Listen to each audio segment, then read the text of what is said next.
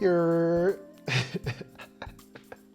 Happy New Year. Welcome to 2023. We made it to another year. So I'm making this video for us internally and also aspiring members of TBA. And the premise of this video is just to share our outlook for this year. All right, so let's start from the beginning. So this TBA journey started back in 2013 when I noticed how our technocrats were starting to embody the neoliberalism agenda that has plagued our society for the last 5 decades. So let's unpack this idea. So neoliberals generally believe that public and private markets should be left alone without the interference of governments and regulations. It's an idea that most of the things that the government does is inefficient and it detracts from the well-being of our society. So this video isn't meant to be political at all, but it's important that we understand some important, very, very important historical context. And with that said, I want to share what we believe the neoliberalism philosophy has done to our political life, our societal life, and us as individual human beings. First, let's start with this illusion that our society is a true democracy. It derives from the Greek word demokratia,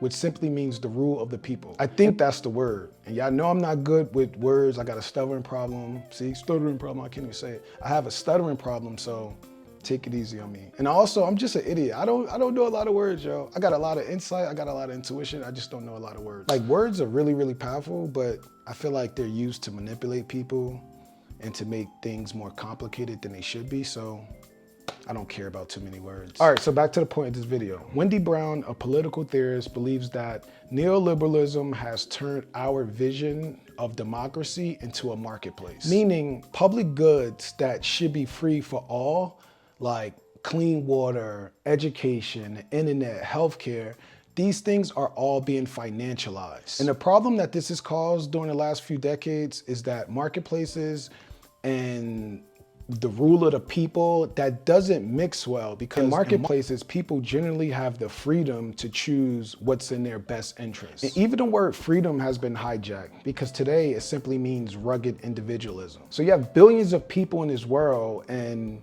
we're all being brainwashed to believe that everything you do in this society, you're gonna do it by yourself and with the help of no one else. People are denying the collective intelligence of our global society and relying and putting their faith on people who call themselves experts. So right now, we're in an expert economy where the more you act like you know something, the more our general population believes in you. I never believed in that bullshit. I always believed that we're smarter together. Another problem is disbelief in rugged individualism is at an all-time high, while the mental and physical health of so many of our people is plummeting right before our eyes. I think we all can see that. So to understand this perspective, let's look at the privatization.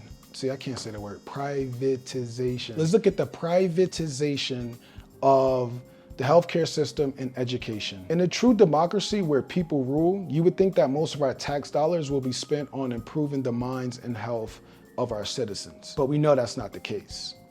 We know that's not the case. We know that's not the case. But when you look at the declining mental and physical health of our citizens over the past 5 decades, we have to be concerned. And we have to start to believe that this decline in our society was designed many, many decades ago. And it seems pretty apparent what happened. They designed the world where inequality is socially acceptable because in their world, people have the freedom to choose. So if you don't have, it's because you're making that choice not to have. That's truly what these people believe. At their core, they truly, truly, truly believe this. And no one is doing anything to stop them, which is really weird to us. So many people have drunk the freedom Kool-Aid and they're choosing their individual freedoms over the collective well-being of our global society. We have been fooled by our government, and today's elitists truly want us to believe that we have power and we are in power of our nation, when in fact, the people who actually control our nation are the people with the most money. And that's because it was designed this way. They want us to believe that corporations and wealthy people and their philanthropy will help solve so many of the societal issues that we face today. But the truth is that these people are addicted to money. And we need to be real about this. Money addiction is a real thing. The crazy thing about them gathering all this wealth is that the government is in cahoots with them. When you look at the tax structure, when you look at stock buybacks, when you look at dividends, these companies are not taking the money they earn and putting it back into our society to improve our society or even improve their products. They are taking the money that they earn, giving it to their top execs, giving it to other members in their company just so they can manipulate their stock price and then compete with other men who have money.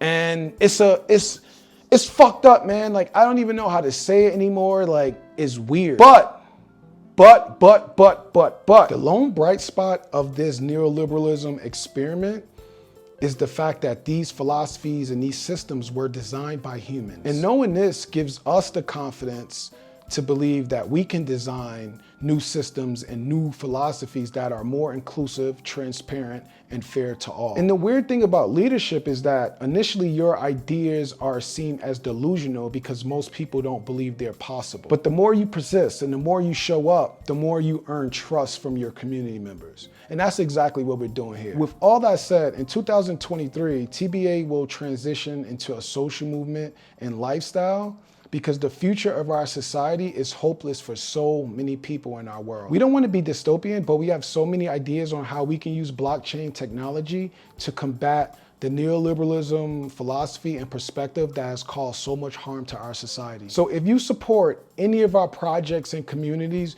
you are joining us on a mission to make our world more inclusive, more transparent, and more fair for all. And this is important because us as millennials and Generation Z, we have to start thinking about how future humans are going to perceive us. So when you look at life before we got here, you see that there were so many groups and organizations that came together to fight for the changes that we are benefiting from today. And the last thing we want as members of millennials and Generation Z is to not fight for change for our future humans. We got internet, we got air conditioning, and we got comfortable. I think it's time to start not fighting, because fighting is kind of negative, but it's time to start investing our time and our energy into creating a better society for future humans, because they would thank us for it the same way we thank our ancestors for it. So namaste, welcome to 2023. Let's get it.